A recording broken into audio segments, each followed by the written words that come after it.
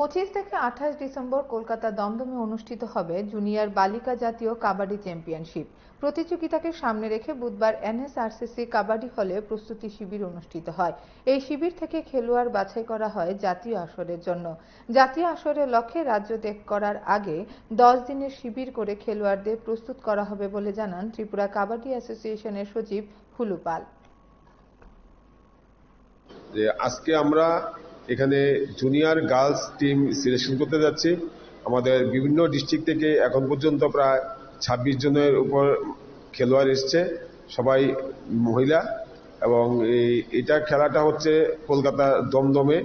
আমরা আজকে সিলেকশন করছি গার্লস টিম। এখানে আমরা টেন্টেটিভলি প্রায় 14 জন থেকে 16 জন সিলেকশন করে ওদের কোচিং ক্যাম্প করাবো 10 দিনের। তারপরে আমরা 23 বা 22 তারিখ এখান থেকে ট্রেন যোগে কলকাতায় ওরা যাবে। ওখানে দমদমে 25 থেকে 28 তারিখ এই ন্যাশনাল মিট হবে।